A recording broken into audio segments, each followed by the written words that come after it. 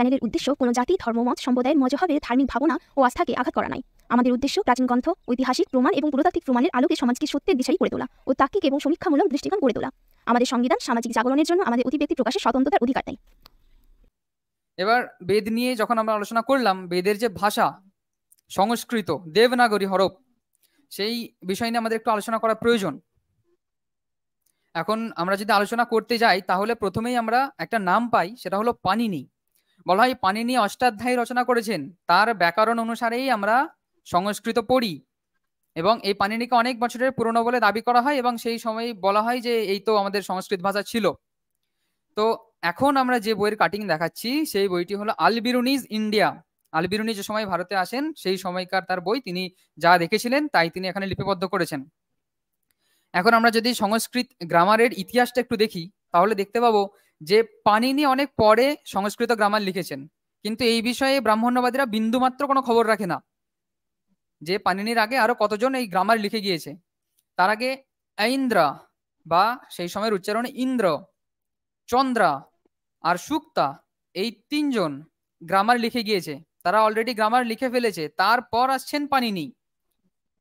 এখানে আলবিরুনি লিখছেন যে Panini so called from his author, মানে পাণিনির যে রচয়িতা, পাণিনি একটি গ্রন্থের নাম, এই গ্রন্থের যে রচয়িতা সেই রচয়িতার নাম অনুসারে সেই গ্রন্থের নামকরণ হয়েছে।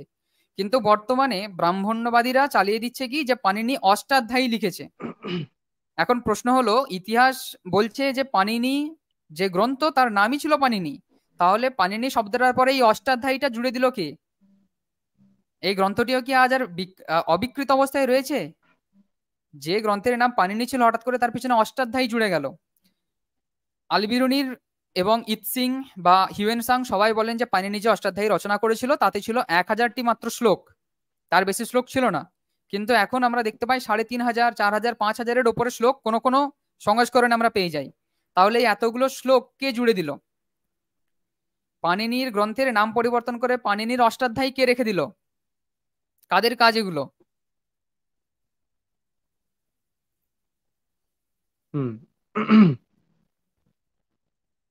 এবারে আমার এখানে যে বক্তব্য রয়েছে সেটা হলো এই যে একটা অত্যন্ত দুঃখজনক বিষয় এটা আমাদের, আমরা যারা ভারতবাসী, আমরা যারা ইতিহাস নিয়ে গর্ব করছি, আমাদের জন্য সবচেয়ে দুঃখজনক বিষয় হলো যে আমরা যে ইতিহাস নিয়ে আজ গর্ব করছি, যে ইতিহাস নিয়ে আমরা আলোচনা করছি, যে ইতিহাসকে কেউ ঠিক প্রমাণ করছি, কেউ ভুল প্রমাণ করছি, সে একটা ইতিহাসও কোনো ভারতীয় দ্বারা লিখিত নয়।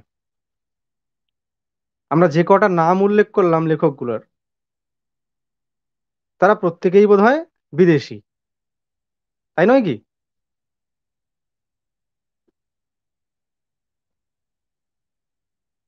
সনাতনী হ্যাঁ, জনগণ।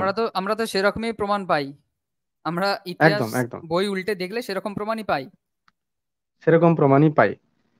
তো আরো একটা হাস্যকর বিষয় যেটা বারবার বলতে হয়, যে আমরা ম্যাক্স মুলারের বেদ প্রথম পড়ি, এবং যাকে একদম প্রথম বলে, আদি বলে আমরা জানি, বেদের যে লিখিত এটা গ্রন্থটা বেদ, তার একদম আদি যে গ্রন্থ যার রচনা সেটা হলো ম্যাক্স মুলার।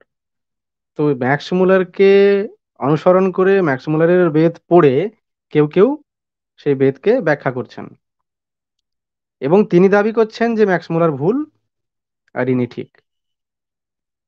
তো যারা ভারতীয়রা, যেসব ভারতীয়রা ম্যাক্স মুলারের গ্রন্থ পড়ে নিজেদের মতো ব্যাখ্যা করছেন এবং সমস্ত অবৈজ্ঞানিক কল্পকাহিনীকে গুঁজে দিচ্ছেন বেদের মধ্যে, এবং দাবি করে যাচ্ছেন যে ম্যাক্স মুলার ভুল অথচ উনি ঠিক। তো এই হচ্ছে আমাদের ইতিহাস রচনা এবং ইতিহাসকে ধরে রাখা। একাংশ দাবি করে যে এটা আমাদের যে সমস্ত পুরাণ রয়েছে, গ্রন্থ রয়েছে, ইতিহাস রয়েছে, সব বিকৃত। তো অনেকাংশে এটা আমরাও মেনে নিই যে হ্যাঁ বিকৃত। তো বিকৃত করছে কারা, সেইটা যদি ধরে আনি না, সেই কানটা যদি ধরে আনি না, তাহলে মাথাটা দেখা যাবে ওই মনুবাদী মাথা। কারণ তার সবচেয়ে বড় কারণ যে সেই সময় লেখাপড়ার অধিকার কিন্তু সবার ছিল না। কাদের ছিল? বিকৃত তো তারাই শুধুমাত্র করতে পারবে। ব্রাহ্মণদের। সেটাই, বিকৃত তারাই করতে পারবে যারা ন্যূনতম লেখাপড়া জানে, ন্যূনতম লিখতে পারে, পড়তে পারে, সেই লেখাপড়ার জ্ঞানটা যাদের আছে তারাই তো বিকৃত করতে পারবে। তো তাহলে আমরা মূল কি পাই এখান থেকে, যে যারা দাবি করছে যে এসব বিকৃত হয়েছে তারাই কিন্তু বিকৃত করেছে, এবং বিকৃতটা করেছে নিজের স্বার্থে। আর এখন সময় বদলে গেছে, পরিস্থিতি বদলে গেছে, যুগ বদলে গেছে। এখন একটা কথা আছে না, যে যে গর্ত খুঁড়বে সেই গর্তে নিজে পড়বে, একটা প্রবাদ আছে।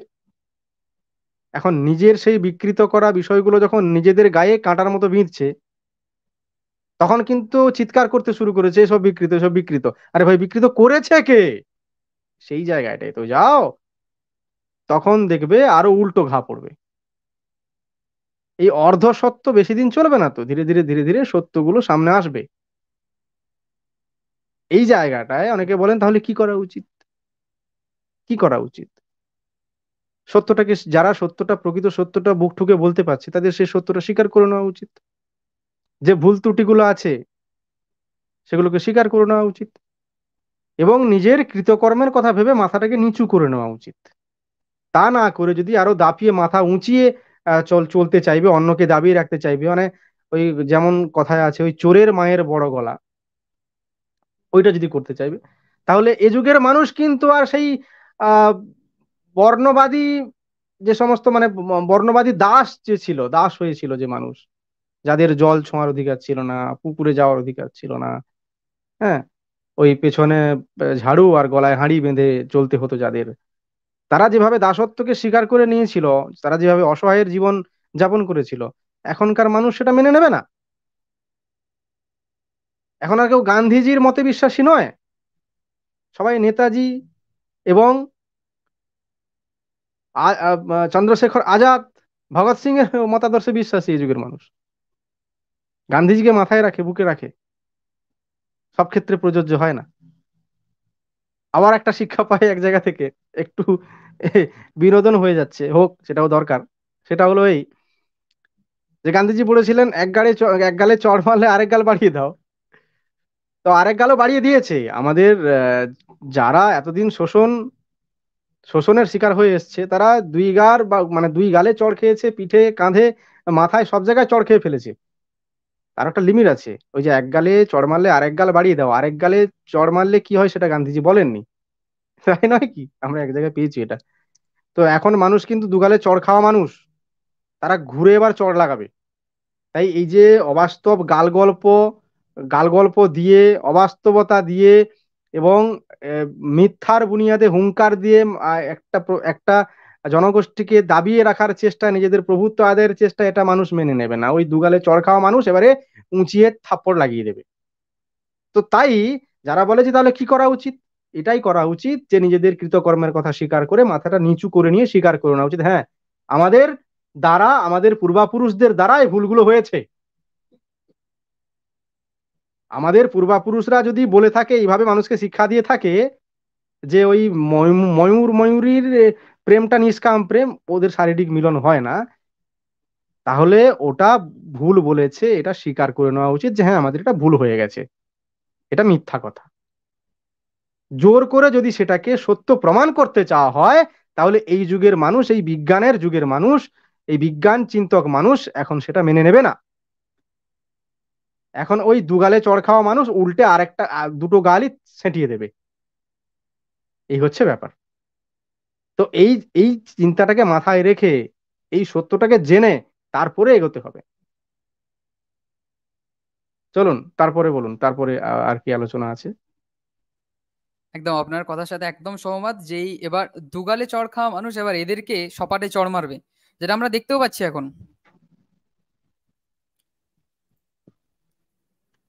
আচ্ছা, আমরা আলোচনা করছিলাম পানিনির বিষয় নিয়ে।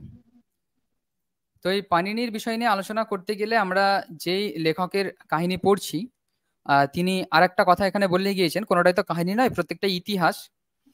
তো এখানে যদি আমরা একটু লক্ষ্য করি তাহলে এখানে দেখতে পাবো যে শাহ বলে কোনো একজন ব্যক্তি, তিনি তার বইকে 2 লক্ষ দিরাম, এটা আরবিক দিরাম যে কারেন্সিটা, এটা আরবিক কারেন্সি, সেই 2 লক্ষ দিরাম টাকা দিয়ে কাশ্মীরেতে তার বইটা ডিস্ট্রিবিউট করাচ্ছেন এবং পড়তে বলছেন সবাইকে যে এই বইটাই পড়াও। আর এই টাকাটা নিয়ে, এই টাকাটা গেল কাদের কাছে, টাকাটা নিল কারা, নিয়ে ভুল বইটা পড়াচ্ছে কারা?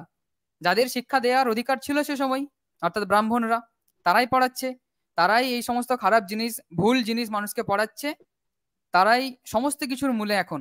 অথচ যখন শিক্ষার দাবি আসে তখন তারা বলে আমাদের জন্যই তোমরা শিক্ষিত হতে পেরেছো, আমরা না হলে তোমরা শিক্ষাই পেতে না।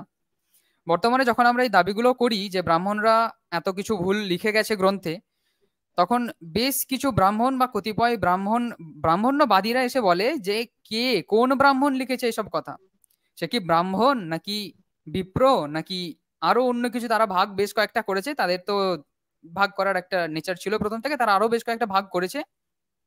তারা আমাদেরকে জিজ্ঞাসা করে যে এই গ্রন্থগুলো লিখেছে কারা, কোন ব্রাহ্মণে। কিন্তু এখন মূল বিষয় হলো আমরা যদি তাদের শাস্ত্রগুলোই ঘেঁটে দেখি তাহলে দেখতে পাবো এই যে দ্বিজ বলুন, পুরোহিত বলুন, এগুলো অনেক পরের ব্যাপার। প্রথমত সমস্ত সংহিতা এবং ধর্মগ্রন্থ জানাচ্ছে যে ব্রাহ্মণ বংশে যে জন্মগ্রহণ করবে সে ব্রাহ্মণই হবে। সুতরাং এই যে দ্বিজ বা অন্য পুরোহিত টুরোহিত নিয়ে যে খেলা, নোংরা খেলাগুলো খেলতে চাইছে মানুষজন, ব্রাহ্মণ্যবাদীরা, এটা সম্পূর্ণ একটা নস্যাৎ খেলা। শুধুমাত্রই মানুষকে বিভ্রান্ত করার জন্য এই সমস্ত কথার অবতারণা করা হচ্ছে। যেই গ্রন্থ কে লিখেছে, যেই লিখুক না কেন, শুধু ব্রাহ্মণই হচ্ছে। ব্রাহ্মণ ছাড়া অন্য কারো শিক্ষা দেওয়ার অধিকার যখন নেই, সে তো ব্রাহ্মণই লিখছে। এখন যদি দু চারটে এখন মানুষের যদি আমরা সাধারণ বর্ণনা দিই, দেখবো যে মানুষের বলতে হবে দুটো হাত, দুটো পা, দুটো চোখ, নাক, কান, এগুলো থাকে। কিন্তু সব মানুষের তো আবার দুটো হাত দুটো পা থাকেও না, কোনো কারোর কারোর একটা হাত থাকে, কারোর কারোর একটা পাও থাকে। তাদেরকে তো আমরা মানুষ থেকে বাদ দিয়ে দিই না, কিংবা অন্য একটা জাতি বলে দিই না।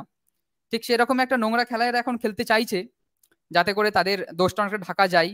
কিন্তু আলটিমেটলি এটাতে কোনো লাভ নেই তাদের, কারণ তাদের ধর্মগ্রন্থই বলে যে ব্রাহ্মণ বংশে যে জন্মগ্রহণ করবে সেই ব্রাহ্মণ। তার কোনো জ্ঞানেরও দরকার নেই, কোনো শিক্ষারও দরকার নেই, সে চিরকালই মানুষের কাছে একটা পুজো করার পাত্র, মানুষ তাকে পুজো করবে সারা জীবন। আচ্ছা, এবার আমরা এই গ্রামারটা কখন সৃষ্টি হয়েছিল, কখন এই সংস্কৃত গ্রামার আসে, তার বর্ণনাও পুঙ্খানুপুঙ্খভাবে আমাদেরকে দিয়েছেন আল-বিরুনি। তিনি কি বলছেন যে এই যে গ্রামার সৃষ্টি হয় কোন পরিপ্রেক্ষিতে, পরিপ্রেক্ষিতটা ছিল কিছুটা এরকম যে একজন রাজা ছিল যার নাম ছিল সম্বল বাহানা, বা ক্লাসিক্যাল ল্যাঙ্গুয়েজে শতবাহন। শতবাহনের নাম আমরা অনেকেই শুনেছি। এই শতবাহন একদিন তার স্ত্রীদের নিয়ে জলেতে খেলা করছিলেন, মানে খেলা বলতে স্নান টান করছিলেন। সেই সময় রাজাদের অনেক শখ ছিল, তো সেরকম কিছু একটা কাজ তিনি করছিলেন। সেই সময় তিনি একটা কথা বলেন, কথাটা ছিল মা উদকম দেহি, অর্থাৎ আমার গায়ে জল দিও না, কথাটা এরকম ছিল। কিন্তু সেই সময় তার যে স্ত্রীরা ছিল তারা সেটাকে মনে করে মোদকম দেহি, মানে আমাকে মিষ্টি খেতে দাও। এই একটা ভুল ধারণা থেকে সৃষ্টি করে ব্যাকরণের সৃষ্টি করা হয়েছিল সেই সময় থেকেই। তার আগে ব্যাকরণ বলে কোনো শব্দ ছিলই না, তার আগে এই ব্যাকরণের কোনো রচনাই হয়নি। তাহলে আমরা ইতিহাস যদি দেখি তাহলে শতবাহন ছিল কোন সময়, 200 BC, খ্রিস্টপূর্ব 200 বছর আগে। তাহলে সেই সময় এই ব্যাকরণ রচনা, সংস্কৃত ব্যাকরণ সেই সময় রচনা করা হচ্ছে। তাহলে সেই সময় বেদ লিখছে কে, তার আগে বেদটা লিখলো কোন ভাবে? আমরা তো কোনো সংস্কৃতের কোনো ডিফরমেশন খুঁজে পাই না বেদেতে যে ব্যাকরণগত ভাবে কোথাও বেদ ভুল বা অন্য কিছু। তাহলে সেই সময় এত অ্যাকিউরেট ব্যাকরণ ছাড়া বেদটা লিখলো কে? নিশ্চয়ই এর ভিতরে কোনো গন্ডগোল রয়েছে, নিশ্চয়ই পরে লেখা হয়েছে, সেটাকে আগে বলে চালানো হচ্ছে। আর্কিওলজিক্যাল প্রমাণও তাই বলে, আর আল-বিরুনির গ্রন্থও তাই বলে।